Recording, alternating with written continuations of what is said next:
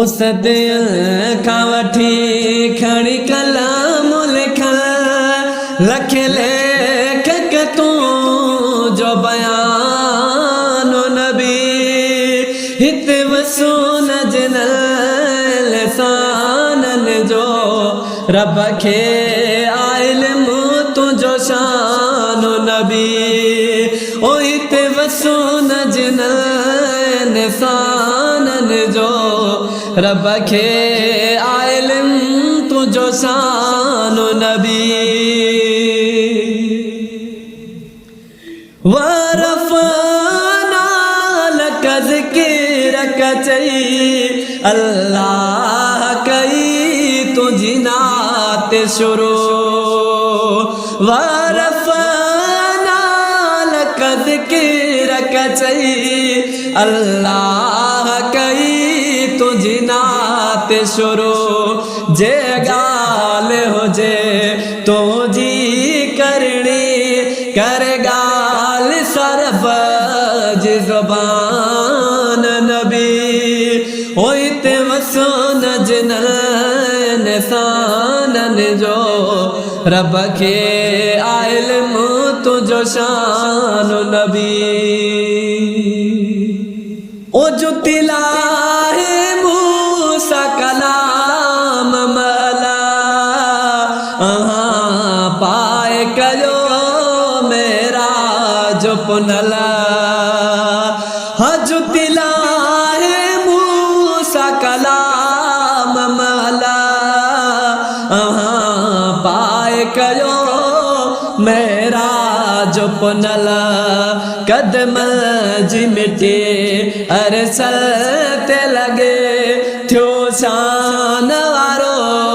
आसमान नबी होइत वसून जिनल निसानन जो रब खे आयल तुझो शान नबी हम महबूब पुसे जिब्राईल लखाई छो सादी सूरत में थो अचे सही महबूब पुसे जिब्राईल लखाई छो सादी सूरत में थो अचे जिब्राईल चयो दुनिया समझे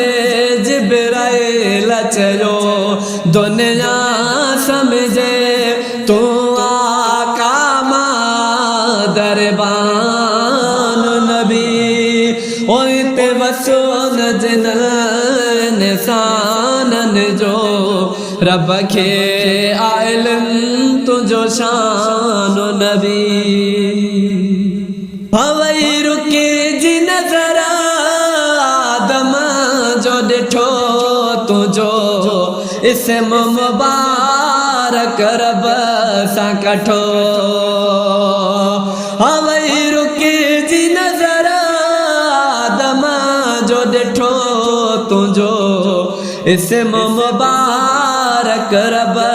सां कठो तॾहिं बेहुकूमत हुई तुझी हार अकोल थी विया हैरान नबी ओइत वसून जिनल निसानन जो रब खे आयल तुझो शान नबी हाय हो काफिया जिंदगी जे ले को अखरो अघे बंदगिया जे ले सही हो काफिया जिंदगिया जे ले को अखरो अघे बंदगिया जे ले आबिदो जिए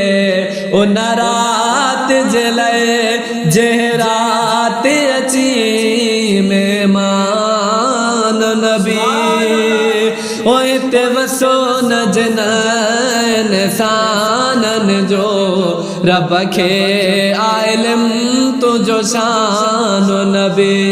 सदन खां वठी खणी कलाम लिखण